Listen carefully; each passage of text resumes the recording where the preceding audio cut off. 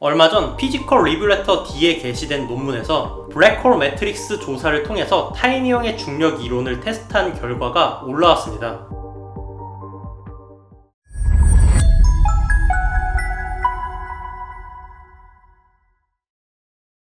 지금보다 100년도 더 전에 특허청에서 일하던 아인슈타인, 일명 타이니형은 당시에 쏟아지는 시간과 관련된 특허들 때문에 시간에 대해서 생각을 하다가 시간이 절대적인 수치가 아니라는 사실을 생각을 해내면서 특수상대성 이론을 발표하게 되죠. 시간과 공간의 개념을 완전히 바꿔버린 특수상대성 이론의 개념은 혁신적이었습니다.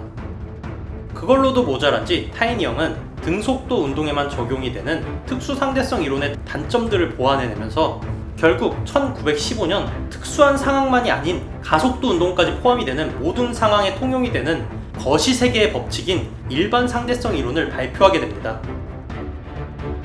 타이니형이 발표한 일반 상대성 이론으로 인해서 우리는 처음으로 중력이 생기는 원인이 시공간의 휘어짐에서 나타날 수 있다는 사실을 알 수가 있게 되었습니다. 문제는 그 당시에는 이런 혁신적인 이론을 증명하기가 쉽지 않았다는 것입니다.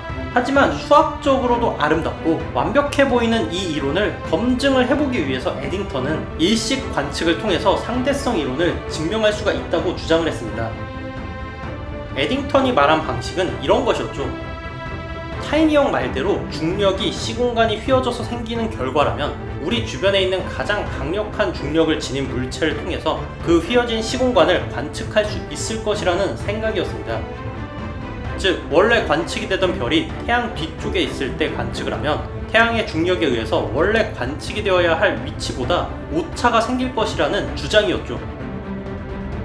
그런데 이 검증 방식에는 사소한 문제가 하나 있는데 태양 뒤쪽에 있는 별은 너무나도 밝은 태양 때문에 관측하기가 쉽지가 않다는 것이었죠. 태양 뒤에 있는 별을 본다는 건 대낮에 태양 방향으로 천체 망원경을 돌려야 한다는 뜻이고 이게 태양의 밝기를 생각을 한다면 시력이 삭제가 될 수가 있었죠. 이에 대해 에딩턴은 완전한 일식이 일어나는 날 태양 뒤에 있는 별을 관측을 해서 이를 증명할 수가 있다라는 실험 계획을 세웠고 드디어 1919년 일식이 일어나는 날 태양 주변을 천체 망원경으로 관측한 결과 믿기지 않는 소름 돋는 일이 일어나게 됩니다. 분명히 태양 뒤에 있어야 했던 별을 망원경으로 관측이 가능했던 것이죠. 타이니형의 말대로 태양의 중력이 근처에 있는 시공간을 휘어지게 만들었고 휘어진 시공간 덕분에 빛이 휘어져서 관측이 가능했던 것입니다. 이후에 타이니형은 일약 스타로 떠올랐고 세계적으로 유명한 과학자가 되었습니다. 그런데 당시의 사람들은 몰랐죠. 상대성 이론이 소름 돋는 이론이라는 사실은 에딩턴의 일식 관측은 단지 시작에 불과했다는 것입니다.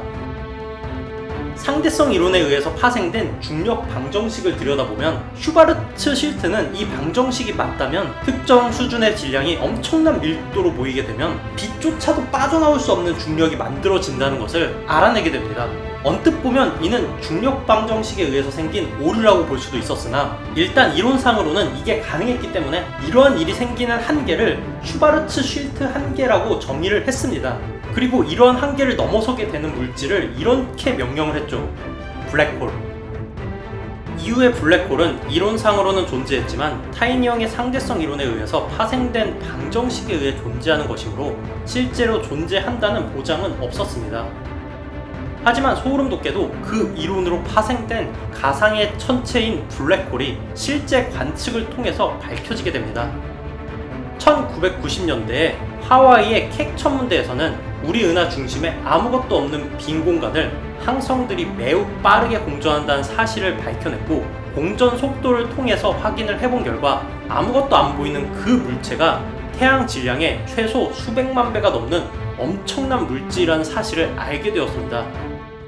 이것은 바로 이론상으로만 존재하던 블랙홀이 현실 세계에 있음이 밝혀진 순간이었죠.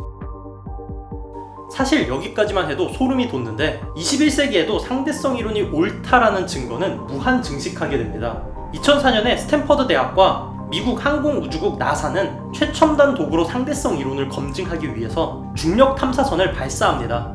이 중력 탐사선은 서로 뒤따르면서 미세한 시공간이 휘어진 증거를 찾는 것이 목표였으며 당연히 예상을 한 것처럼 휘어져 있는 시공간이 현대의 장비로 인해서 측정이 되게 됩니다.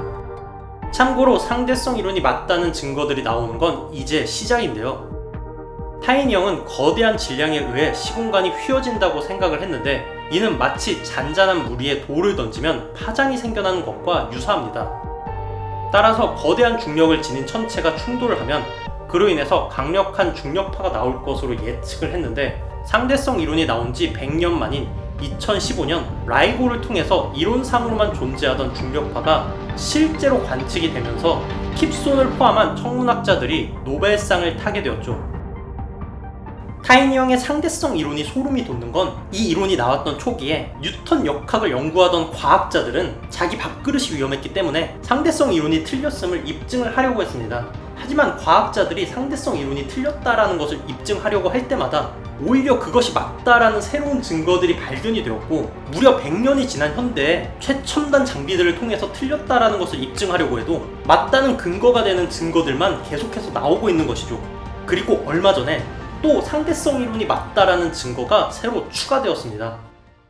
얼마 전 피지컬 리뷰 레터 D에 게시된 논문에서 블랙홀 매트릭스 조사를 통해서 타이니 형의 중력 이론을 테스트한 결과가 올라왔습니다.